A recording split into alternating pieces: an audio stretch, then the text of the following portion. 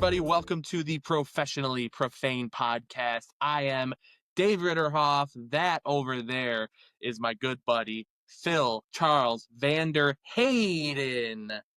Yeah. The fourth, Mr. PCVIV. Mr. Phil, how are we doing today, my friend? I'm good, man. I'm doing wonderful. How are you doing? Man, I'm living the dream. We are in draft month. It's April. We are coming up on the time when I can stop looking at all of mean not you specifically, but the people watching this, your terrible mock drafts. We're getting all the playoffs. The Masters are coming soon. I'm a golfer myself. So it is a very good time. And it's a very good time to make sure that you are jumping on the Professionally Profane bandwagon because we are on our way to taking off everybody.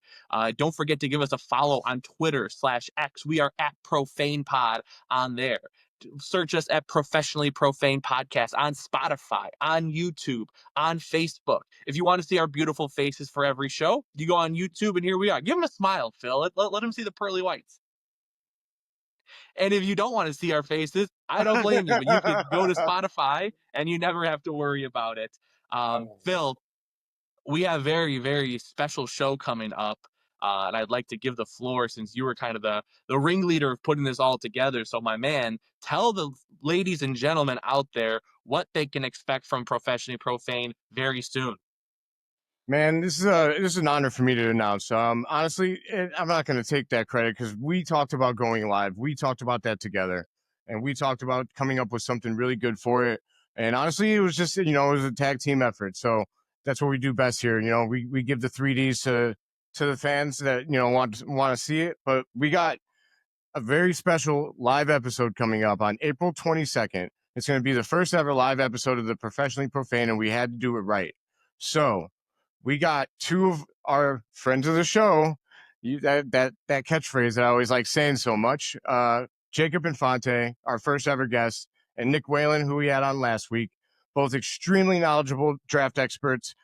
I mean, I don't even know if it's arguably the two best draft experts in the Chicago area and maybe in the entire industry, quite frankly. So they're going to be on with us. We're going to do a live 32 team first round mock draft. We will each be drafting 8 teams. It is going to fucking rule. You don't want to miss it. No, that's a must. That's the must-see shit. We're really excited about that one. We're excited. We all get to kind of flex a little bit of our draft knowledge, and we're gonna have such a good time, man. It's gonna be phenomenal. That's gonna be April 22nd. That's just 2 days before the first round of the draft. And don't forget that Professionally Profane Podcast is gonna be at the draft. We are ready to do some live coverage there. We're going to take some videos. We're going to get reactions to the Bears picks or trades or whatever it may be from Green Bay, Wisconsin. We're going straight into the depths of hell to that inbred town up north, and we're taking that motherfucker over. So be excited, be on the lookout for all of that content coming up. And before we get started about talking about Chicago sports, I do, as a hockey guy, you can see my Blackhawks jersey and hat right here. I just want to give a quick shout out to Alexander Ovechkin, the new all-time goal scoring leader in the history of the NHL. Phil, I don't know if you got a chance to watch that goal, but I mean, you very rarely see a road crowd get so excited for a moment like that, even if it's a historic moment. But man, those Islanders fans went crazy for Ovi, and I know I did as well. That's what's great. I'm going to give New York a little bit of shine here because Chicago is still better, but this is why the best cities in America are always the best places for something like this to happen. Just off the top of my head, you got Chicago, definitely clears everybody, but then you got, New York, Boston, Philly, I would say Los Angeles, but those fans fucking suck. So, they're trash. Yeah, they don't deserve love. No, unless they're gonna pay like $1 million to go to a Lakers game, they don't really give a shit. So, anyways, I would love to go to the Intuit Dome, though. I'll say that. I'll give them that one. That would be a sick stadium to watch a game in. But we have our own stadium here. We have the United Center, home of the Bulls, and we are right in the middle of the playoff push. Phil, I know you've been live streaming through Just Another Year JAY, Yes, the sir. Chicago Bulls page. Another page you should follow while you're joining us on YouTube. You should definitely go over there to watch Mr. Phil, because he is getting live quite often on there, giving a look at the games as they're going on. Big win yesterday, and now just one game back of the 8 seed, which is right now the Atlanta Hawks. The Magic are just one game ahead of them, and the Heat are just a game behind the Bulls. So a lot of jockeying for position at the bottom of the Eastern playoff picture. Phil, man, gun to your head, who you got? Who's going to be the 7, 8, 9, and 10 seeds in the East, and where are the Bulls going to fit in? I think okay, gun to my head right now. We're gonna go Orlando 7, Bulls 8, Miami 9, and the Hawks 10, because the Hawks are trash. They shouldn't even be in the play, and they're the biggest example of a team that doesn't deserve it, in my opinion. I think that the Bulls are going to win. I think that here's the difference, right? The Bulls were trash, and then they traded Zach LaVine for Zach Collins, Trey Jones, and Kevin Werther. How can I forget you, Kevin Werther? I'm so White Mamba sorry. 2? You almost forgot him? No, Oh, no. I know, Red Velvet. I'm sorry, brother. I'm sorry. But I that trade unlocked the Bulls, because not only did we move a guy that might have gotten too used to losing and might have been, look, I loved Zach, but maybe he just wasn't the answer with this team, right? And so uh we got Josh Giddey and Kobe White into starting roles. And since then, man, it has been electric, unbelievable. The Bulls have been on fire. If I'm not mistaken, they're 12-4 in their last 16 games. Wow. Wow. That's and I get it. Some of the teams are, resting guys, but we've beaten some good teams too. We beat LeBron and Luca twice. I mean, Josh Giddey owns LeBron. That is a Oh, yeah. fact. That is a fact. Yep. No, you're absolutely correct, and I think I agree with those rankings as well for the Eastern Conference. I think that the Hawks, they're in free fall right now, but I think the Hawks are a really good example of exactly what I'm so tired of hearing from Bulls fans who are upset that the Bulls are playing this well. That is, I mean, it's such loser mentality.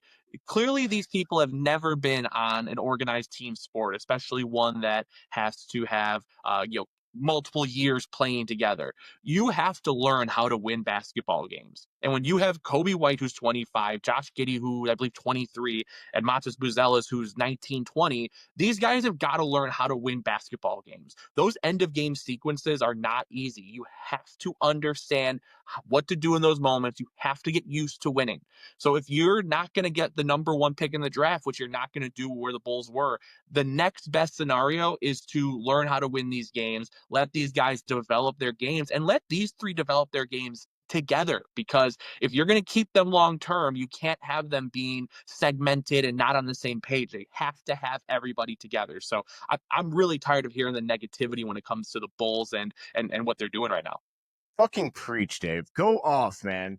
Go off. I've been pretty. I gotta mind my words here. I don't want to. Who am I kidding? I'm wearing these glasses for a reason. I'm so sick and tired of the loser mentality. You want to say if you think that we should have tanked for a at best 14% chance at the top pick, go ahead and ask Philadelphia how that worked out for them. They had the worst team in basketball, a proud sports city, fielded some of the worst fucking basketball that you'll ever see in your life. And what did they have? What did they have to show for it? Fucking Joel Embiid.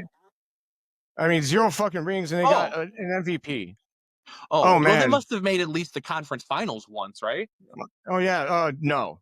Oh, wow. Interesting. Well, they must have played really difficult teams in the conference semifinals in the past, like the Atlanta Hawks, who they lost the series to. I mean, you're spot on here. It's that the getting the picks doesn't always yield you success. Even when you get a player like Joel Embiid, you still have to make it work. This is a superstar league, but it's not a you draft one guy and you're there. I'd rather have you need a superstar player, but if you have Kobe White that's becoming the player of the month in the Eastern Conference, averaging 28 points a game, and he's 25, and really you can see growth and development. It's not luck. It's not bullshit. It's not just, well, he had a few lucky games. If you watch the man play basketball, it's a different player. He's elevating himself to that level. And if you can add a really good free agent acquisition or trade for somebody who maybe a team wants to get rid of and use other pieces to do that, I think that's a lot better than hoping to get a top 5 pick in a draft when honestly, after Cooper Flag, I just don't care for the class that much. Yeah, man. I mean, look, everything you just said is music to my fucking ears. Listen, I'm not okay with selling away our best assets that we've had in a long time for the opportunity to maybe get a guy. And then I mean, I'm sorry, everyone thought that Zion Williamson was that guy, right? How'd that work out? Where are the Pelicans in the standings right now? Have you checked them recently? I haven't. They're probably fucking last or pretty close to it because they suck. Yeah. Yeah, yeah. No, they're awful. And again, they hit with Zion. Now Zion can't stay healthy. So that Yeah, yeah. is a different thing. Yes. Right. I mean, for all we know, now I hope that he does. For all we know, that might happen with Cooper Flag. And then what did you do? You sold Kobe and Giddy for no fucking reason. You don't pass up on what is happening right now in Chicago. What is happening right now in Chicago is a winning culture is actually being fostered.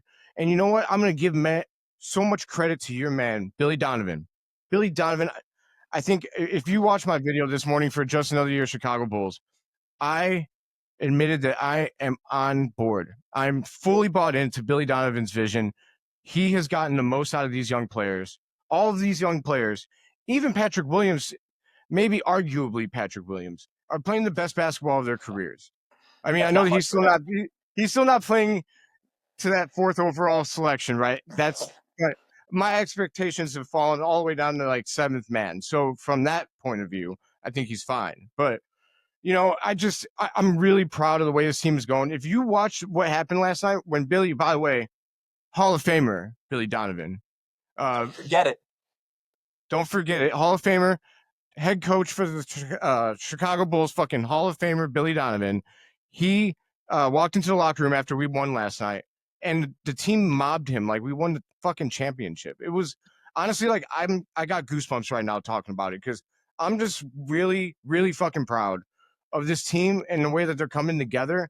They love each other, they play for each other, and there's something to be said for that. There's something to be said for fostering a winning mindset amongst young players that have so much potential. Um, the future is bright for Bulls basketball. If you don't believe, then we don't care because your Yeah. opinions. Yeah. Yeah. And really, we keep saying it, but man, that ability to win games. I mean, end of game situations. We're talking about Cooper Flag and that opportunity right now. I mean, we saw what happened with Duke the other day. And Yeah, I see your smirk, and I think I know where you're gonna go with this. And if you go with it, I'm gonna have to body you on this podcast, Phil, because I'm gonna say it, you've been bothering me. You have been. okay. This nonsense that you and a few other Bulls fans have been going about, we don't need Cooper Flag because we have Matas Buzel. Matas Buzelis is better than Cooper Flag. Could Stop be. it, sir. Could be. Stop it, sir. There's, hey, man, if you want to close the book on it, that's fine, but it's going to look bad on you if it ends up being true. I mean, he has limitless potential. Like, tell me why Matas can't be as good as Cooper Flag. Cooper Flag is a much larger person. I mean, he's just as athletic. He has a better shot, can create his shot better. I think he's a better rebounder. I think he's a better facilitator. There's really, besides like dunking ability, I just don't see what Matas has at the same level of Cooper Flag. It really feels like Matas is Cooper Flag, is diet Cooper Flag. I can't understand how you guys are saying this and meaning it. I mean, I'm just saying, like, I'm not like gonna cry myself to sleep at night if we don't get Cooper Flag. Matas Fair, Buzelis so has fair, the same. talent to be. He has the talent to be a top 10 player in the league. He does. He has elite length. He has elite athleticism. He wants to be great. He wants to be coached hard. Like he's asking Billy Donovan to rip his ass up so he can be the best he can be. That's a rare trait in a basketball player. They usually have egos that are too fucking big Mhm. to really handle that. So like I don't know. I'm very much like in his corner. I'm willing to Okay. see where he Yeah. goes with it. I, Yeah. I I have been trolling though. I will admit that I'm fucking with people because Yeah. people are acting like we're not going to ever win anything if we don't get Cooper Flag. And I don't think that's necessarily true. LeBron James has been the most talented player in basketball for how many years?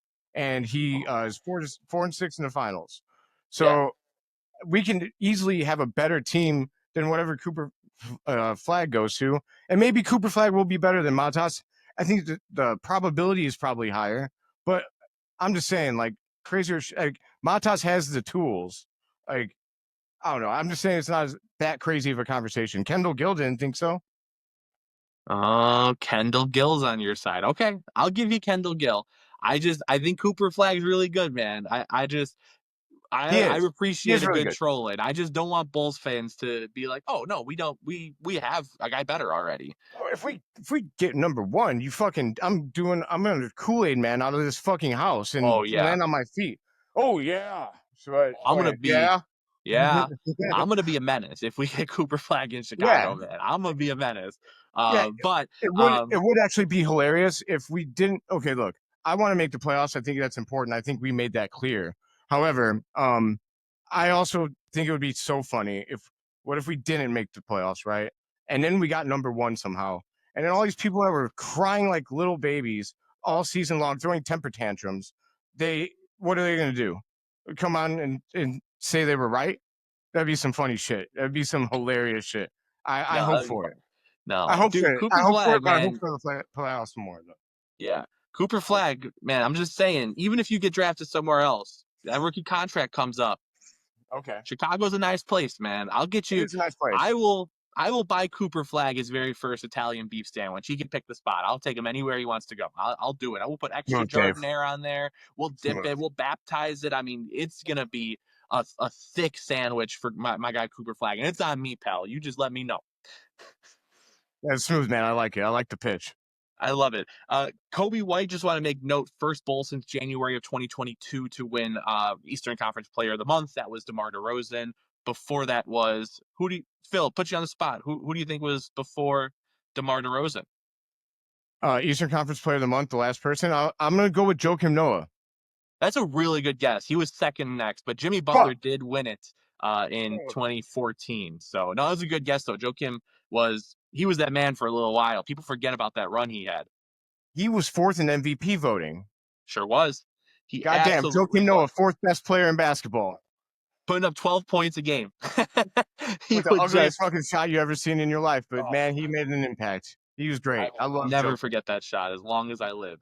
I'll never Um, forget that dunk on Paul Pierce when he fouled his ass out of the game. I know where I was standing to this day. yes, Still remember. It was great. Oh, I remember Joakim. that too. I Joakim, come on the pod, man. Please. Yeah, hey, now we're talking. We love Yeah. our good pitches. And in fact, in the spirit of good pitches to athletes, I'm gonna make a pitch right now really quick because it's time to talk about the fact that Kyle Tucker has not been extended yet by the Chicago Cubs. What the fuck are we doing, front office? Kyle Hey, Tucker, National League Player of the Week this past week for the first week of games of this season. He is an absolute menace. I mean, this man is everything advertised and more. And we just saw that a player yesterday signed a huge extension during the season, 14 years, $500 million for Vladimir Guerrero Jr. up in Toronto. Chicago is a big market just like Toronto is. I mean, there's just no reason why Kyle Tucker is not re-signed and extended as a Cub. It has to be a blank check. Whatever he says, you ask him a simple question. What amount of money makes it so you don't even think about free agency? And whatever amount he says, you put your name on the check, you sign the check, you write I'm the amount, and you hand it to him. And you say, there you go, buddy. Have fun. We'll see you love next it. year. I Love it. just, it blows my mind. I mean, listen, Phil, I know you're more of a Sox guy than a Cubs guy, but I mean, I feel like the plight of Cubs fans right now is something that every Chicago team can feel. When you feel like we're such a huge market, we're such a big spot, people want to play here, and here we are again, not putting the money forward to pay people. I mean, this is every team's experienced this at least once, no? We're feeling that on the bull side. Like there should be no reason that we're talking about can we resign Kobe White and Josh Giddey to go back to that for a split second. But like there's a thing in the NBA called the luxury tax, meaning we could go over the fucking cap as long as Jerry Reinsdorf wasn't a pussy and was willing to spend money. but he's a cheap bastard, and he'd rather go get new milkshakes at Guaranteed Rate Field and sell off, our baseball field to another company, and so we rename it another time. Like it's an embarrassment, man. Honestly, like I full disclosure, I haven't watched baseball in years because I was a Sox fan. I Blame think me. I still am, but like they fucking, I how can I support what Jerry Reinsdorf is doing there? It's even worse than what he does for the Bulls. Like For at least sure. for the Bulls, he tries a little bit, not a lot. He tries a little. Like what he's done with the Sox is a disgrace. It's a disgrace to sports. Yeah. No, I totally agree. I do just want to make a quick point. I don't want to dwell too much on baseball just because I know it's not your main sport, but I just want to really quickly touch on the Cubs roster build for this year. I think it's absolutely insane that they have made a roster and given up a prospect and a young player for Kyle Tucker in a year where they just left so many holes unfilled. I mean, when you look at their bullpen, they tried to make a few trades to get guys, but I mean, man, if you're gonna go after Kyle Tucker, you can't get outspent for the top tier free agents. You can't not pull triggers on a trade if you're gonna give up a Cam Smith and an Isak Paredes and a Hayden Wesneski, a long reliever who has stretches where he's a decent pitcher. You can't give up all those things for 1 year. You cannot do all that for 1 year in a year when the Dodgers have a payroll of $4.7 cajillion.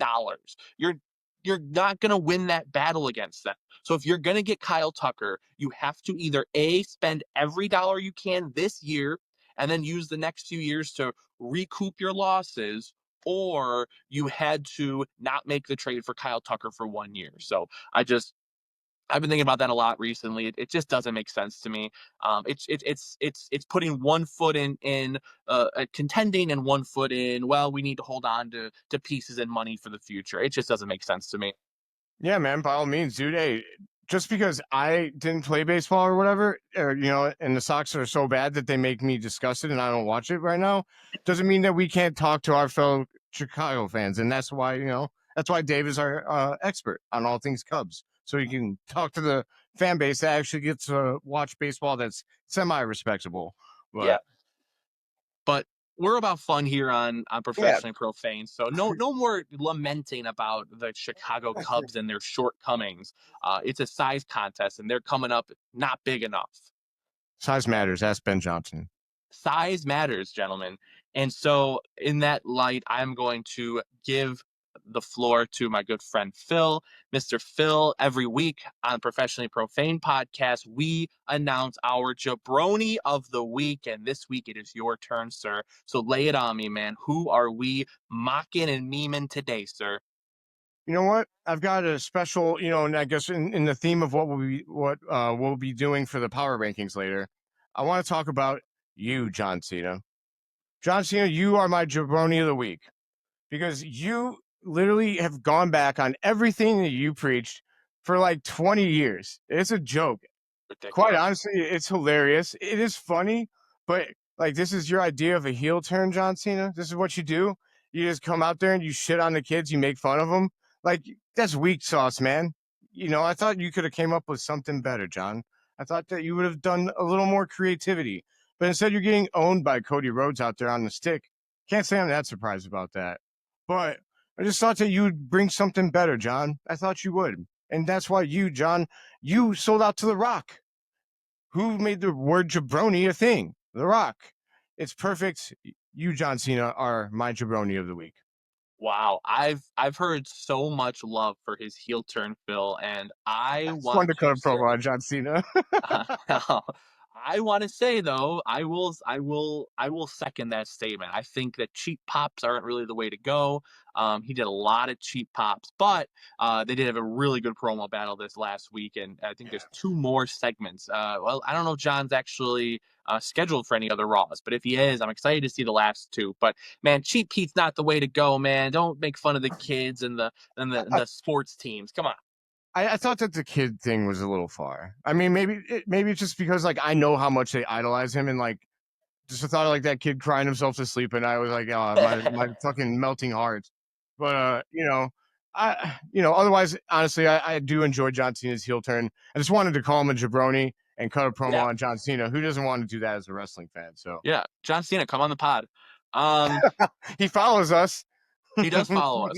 So, We're you kind special. of alluded to it, but we want to have a little bit of fun for our last segment here. Shorter episode this week. We're in our planning process for this big show. Again, if you missed earlier in the show, let's say you skip forward a little bit. You heard, oh, Dave's going through all the Twitter tags again. I've already followed everywhere. You skipped that part. You missed us announcing that April 22nd, 7 p.m. It's going to be Phil. It's going to be myself. It's going to be Jacob Infante. And it's going to be Nick Whalen, and it's going to be the first ever live professionally profane podcast doing a first round mock draft. All four of us are going to be splitting up the picks. We're going to be sniping each other's picks. We're going to be discussing, we're probably not discussing trades. That sounds like a lot of work. I'm not really doing all that. Probably not trades. Probably not trades, but we are going to be making picks, and we're going to be talking about our favorite prospects. And you're going to get to see who one of us thinks is going to be a Chicago Bear at the end of the first round. Again, that's the week of the draft, April 22nd, 7 p.m. It'll be on all of our social medias. Don't forget to give us a follow everywhere so that you can actually get the links to that. But for fun this week, we did want to start off on a little bit somber note for our final segment because this past week, one of the WrestleMania matches that I was most excited for because it involved one of, if not my favorite wrestler, unfortunately got nicked due to a neck injury. My guy, Kevin Owens. He might be my favorite wrestler of all time. I'm not going to lie to you. The only WrestleMania I've ever been to, he main evented by facing Stone Cold Steve Austin. So I always have a special place in my heart for that. But in honor of him and wrestling, we want to talk about our favorite WrestleManias. And we're going to do a power ranking. Each of us are going to name our top 5 favorite WrestleManias. I am going to concede the floor first to Mr. Phil so that he can make his pick for his number 5, Five fifth time, favorite 5 time. WrestleMania. I will. So I'm gonna do a little something different. Is I've actually been to 5 WrestleManias, and it's not a flex because I went broke. I went broke to go to all of them. Well, actually, I should say that my dad maybe paid a lot of money when I was a teenager, but so for my 5, I will be going with those and ranking them in order. So my first one, my least favorite WrestleMania that I went to, but they were all great. So let me preface that WrestleMania 23.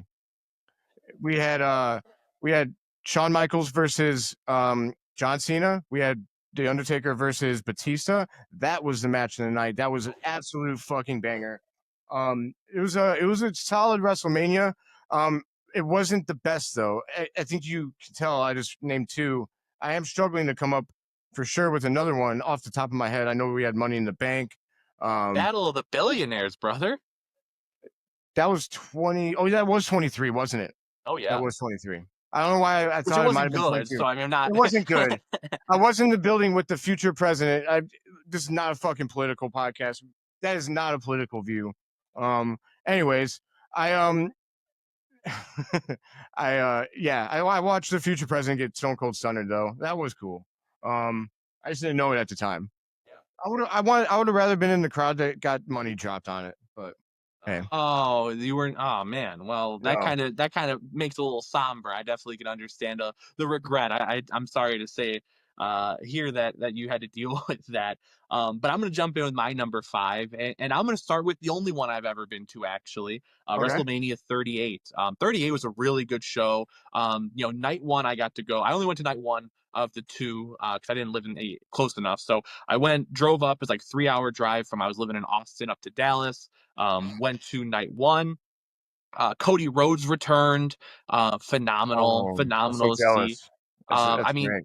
there's just not many people. Only the people in attendance there and people over a certain age get to say they watched Stone Cold Steve Austin wrestle a match, and he put on a damn show, taking back body drops on the concrete in his extended age. So that was phenomenal. And then night 2, I thought was really really good. The Sami Zayn Johnny Knoxville match was just incredible. It was.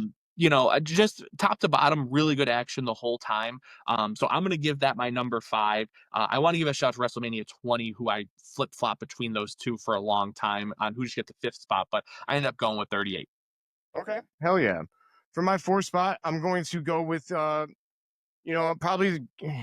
off the top of my head. Honestly, I gotta go with WrestleMania 32. It was actually somewhat disappointing. I might have put that at number 5, but they did have the big match at the end, with Roman Reigns and J- Brock Lesnar again. Honestly, 32 is in Dallas, right? 32 is in Dallas. Yes, Triple Jerry A. That was World. Triple A. Triple H, my mistake. My mistake. I so Triple H and that was just a honestly it was a forgettable WrestleMania. Like um out of the Yeah. five I went to, two of them were not very good, and it was 23 and 32. 32 was just I mean Dean Ambrose versus Brock Lesnar was a huge letdown. Huge letdown. I was very bummed out about that. Yeah. Um the women's title match did smack. The triple Really good threat. match. One of the Um best in WrestleMania history for women. Yes, absolutely was. I will say I was at one that I haven't ranked yet that I think was better. Maybe a hot take. We'll see. But yeah, honestly, it wasn't the most memorable one either. As I think you'll know, but when I go through my last three, which I thought were so. Yeah. No, I remember not liking 32 all that much. So I definitely can see why it ends up lower on your list of the five you've been to. For my number four, it feels like gravy to be able to rate all the WrestleManias and not being pigeonholed into the ones I've been to. But I'm gonna go with probably a lot of people's pick for their favorite WrestleMania X7. Are you in the same boat where X7 is pronounced as X7 and X8 is pronounced as 18? Because I never think of it as WrestleMania X8. I always think of it as 18, but WrestleMania is X7 is absolutely X7. Yeah, it's X7. Yeah. Yes. Um, just a really fun, really, really fun show, start to finish. Good matches up and down the card, great main event. It was just one of those really, really entertaining shows. You could watch a 5 hour WrestleMania back in this era, and then you're like, I could watch that again, or that didn't feel like it was too long. It felt like the No. perfect time. So Yeah. I really love X7 start to finish. The hardcore triple threat was really good. The TLC or ladder match was absolutely phenomenal. So I'm putting that in my number four spot. Hell yeah, man. That's a good one. For my number three, I'm going to go with WrestleMania 22. As the first WrestleMania I ever went to. And it had John Cena versus Triple H in the main event. Uh, that was actually, I believe, we were the first crowd that really turned on John Cena. Agreed. And to Totally that agree. point, he was just getting loved. Love, love, love, love, love. Everyone was cheering for John Cena. I think I was like 13 around that age. I was kind of too. But then when I got in that building, I think that's when I grew up as a wrestling fan because I was around. First of all, I got those tickets as a teenager. Like my dad let me. Shout out to my dad for letting me stay home from school. It was like a gift for something, and he let me try to get those tickets. They sold out in 2 minutes. I was devastated because I was right there and I didn't get them. And then someone gave up their tickets. I kept hitting the button. I actually got them. Very lucky. But the fucking Edge versus Mick Foley match, shit, man. Holy shit. Yeah, That is one of one of my the favorites. best. So good. I felt the flame, man. You felt the heat when they lit that table on fire.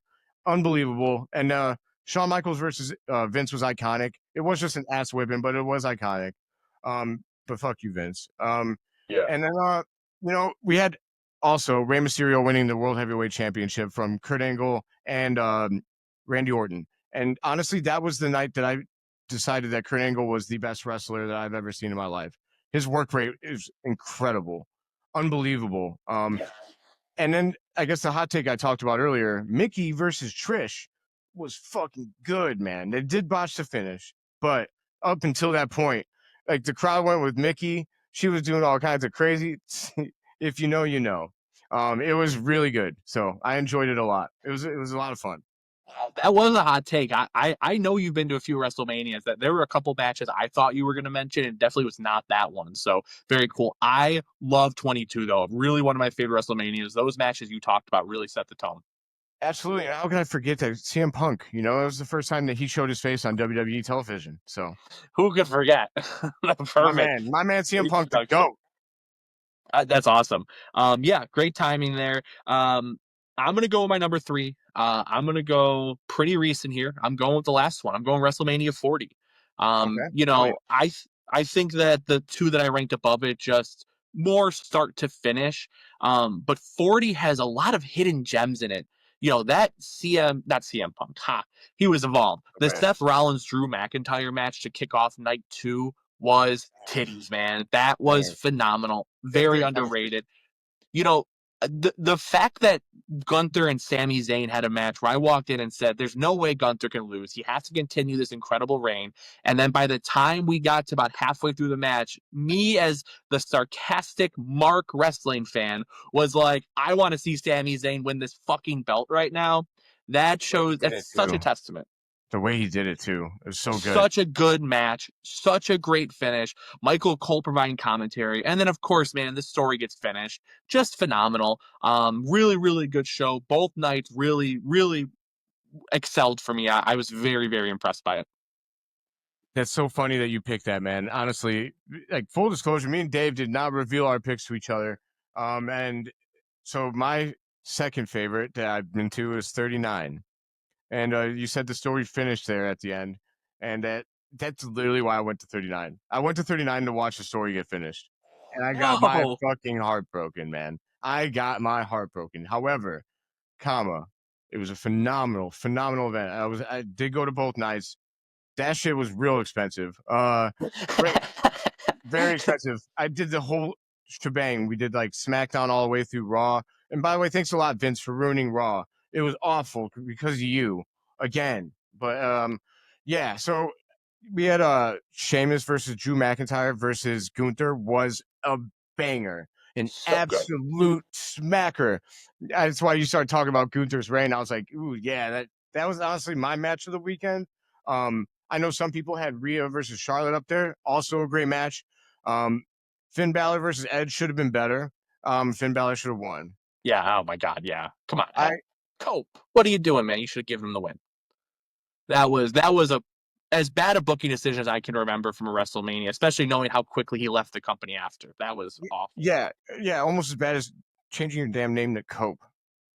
Come on, Ed. What Come are on, we dude. talking about? You know what? He deserved that concerto on Sunday. He deserved that for changing his name to Cope. I Yeah, think man. Dash and Crash should have just put a little more behind it, man. That was awful. Um, but you know, it's funny you say that, man, because my number two mania of all time, WrestleMania 39. I don't have to say too much about it Wow. because, Shit. I mean, dude, it was such a great show. You hit on all the big ones, man, but really start to More finish, too. and I'm gonna say it. I mean, I look back on Usos versus Yes. Sammy and I didn't KO. say it, but yes, I absolutely. look So back. good. I look back very fondly on that match. When you talk about some of the best WrestleMania main events of all time, that is absolutely on the list. And I know that everyone wanted Cody to win, but that main event in night two was phenomenal as well. Did I read your mind again, Phil? Is that why you were No. all giving I'm gonna the do the rock? fucking rock thing where I, you know, the shit that CM Punk. Shout out CM Punk again. But yeah, man, I get goosebumps from wrestling. I love this shit, man. It was so excellent. The Usos. I didn't get to hear the commentary call. Right, I was at the show, so when I watched it back, like Michael Cole, that was probably his best. It might be his best call ever. I don't know. It's close. It's really good. And KO really had a generational run of like events at WrestleMania. Like what Yeah, a he sure did. if he doesn't wrestle again, man. I mean, honestly, KO, like you have so much to be proud of. You know, you had a Yeah. great career. So my So number one drop though, it, man. Number one. it can't. This had to be number one. WrestleMania 31. I was at the event. Wow. Yeah. Yes, when now I will say I have a big gripe with this event. Sting lost. That was horseshit. I was so mad about that. That's why I went to this WrestleMania. It was my first vacation as an adult. I didn't go on vacation like by myself for a while. I can't remember Hell how yeah. old I Hell was, but yeah. like I did it for this. I did it for Sting because Sting was my first ever favorite wrestler. When I was 7 years old, he was dropping down like the crow and beating up Hollywood Hulk Hogan. And then so what do I see at WrestleMania 31? Hollywood Hulk Hogan come out to hell Sting. I don't know, man. Whatever with that. But the rest of the event was really good. I would have put Bray Wyatt over the Undertaker, but you had Rusev versus John Cena.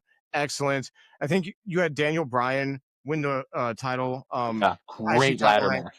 match. Fantastic ladder match. You had the best RKO of all time. I don't think it's debatable.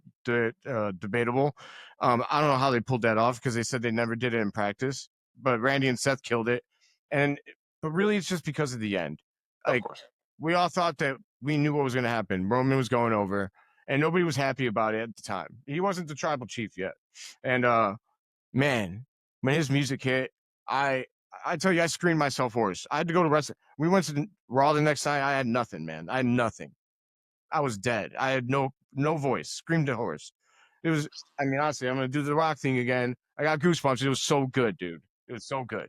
I love it, man. That's a dark horse pick. I didn't really consider that in my top five. But I mean, hearing how good it was in person, I know that heist, man, was just a phenomenal. To be there for the first cash in at WrestleMania must have been absolutely phenomenal. Yeah, I mean, no one's seen it coming, man. Like it's as a wrestling fan of 26 years, there's very few times that WWE pulls the wool over my eyes, right? Yeah. And they did it that night, and it was amazing. No, that was phenomenal. It's a really good choice, really good WrestleMania. My number one, my favorite WrestleMania of all times from the year before that, though. I'm taking WrestleMania 30, man. Um, Okay. Literally, I think every match on the card was either phenomenal or just made so much sense it had to be done that way. I mean, I could go down the line. I mean, Daniel Bryan's two matches are just WrestleMania classics. They're Yes. phenomenal. I listen, I know the Undertaker got concussed, man, but I will always have a soft spot for ending the streak that night. That was That was the phenomenal. right decision. Right And it decision. was. And people want to say it's not, but they got Brock Lesnar as a character for a decade off of that victory as a final boss of WWE before The Rock came back. Yes. And like, who else is gonna end the streak but Brock Lesnar? Like literally you know, like the alpha male of our species. Like literally, dude's a freak. So Yeah, the main event rocked. Cesaro winning the Andre the Giant Memorial Battle Royal was fun. The 27 how many ever women Divas Championship match was fun for what it was, yeah, and like the two last matches the Shield had to whoop on the New Age Outlaws and Kane, and they did it convincingly. It was fun. And if you go back and you forget about who wins and don't care about booking, Bray Wyatt versus John Cena wasn't that bad, guys. So to me, it's hits all the way through. A lot of fun, memorable moments like crazy. It just to me really, really elevated itself. absolutely great choice, man. I agree with you that the Bray Wyatt had a lot of really great, memorable WrestleMania matches. I mean, the one with Undertaker was could have been better, but it was solid for what it was. I think my only issue is that he never got to really go over.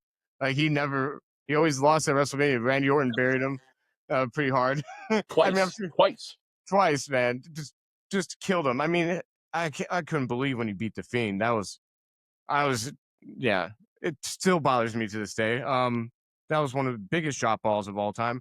I don't think that was Randy's call. I don't think that he would have done that. But he's a professional and he's going to do what big man says. So Randy Orton, no, I mean, low key is like maybe the greatest wrestler of all time too. Like he's really, that's another argument for another day because there's so many great wrestlers. Honestly, like, and there's a big difference between like who's my goat and who's like the objective goat. You know what I mean? So I think that might be a conversation we could have. Maybe on next week's show we can do our top five favorite wrestlers as another tie into WrestleMania. We I love it. throwing a little sneak peek of our next episode out there. But I'm going to be live streaming for WrestleMania, by the way, on these professionally profane, channels. So if you want to watch me, and I think I might have some people, any Bears fans on here, I might have a couple guys from Bears Twitter, possibly, and then my father will be here as well, enjoying WrestleMania with me, like he did at 22 and 23, like old times. So it's going to be great. Check it out. yeah, April 19th and 20th for WrestleMania live streams, Mr. Phil on the Profane Pod. I'm hosting people. I've had this in place for a while, so I won't be joining. But we are going to be live streaming WrestleMania. We're going to be watching that. We're going to be doing next week our favorite rankings. April 22nd, 7 p.m. You have to be there. It is the live first round mock draft from the Professionally Profane podcast with special guests Jacob Infante and Nick Whalen. We are going to be having a ton of fun with that. We're having a ton of fun with the draft at the end of this month. And man, the Man, Bears technically started today, Phil. So I don't know about you, but I'm in a great mood. yeah, man. I'm in a great mood. Honestly, it's a it's a great month of sports. It gets kind of crappy after this for a little bit. There's a dead period. So, but enjoy it for now. The Bulls are riding high. The Bears are back working out. We got WrestleMania around the corner. We got Kyle Tucker, blasting home runs. sign that, man. And it could be an even better month. So, it's a great month, to be a Chicago sports fan or a wrestling fan. I love it, man. Phil, where can the people find you at? You can find me at JAYC Phil, or you can find me at Profane Pod, hanging out with Davey on the Profane podcast account, and also on at JShy_Bulls. When I say J, it's JAY Shy CHI_Bulls for all my Just Another Year Chicago Bulls work. Shout out Nick for you're the man. Appreciate the opportunity there, and maybe he'll be coming on soon. Sneak peek. Oh, I think I might be interested in that.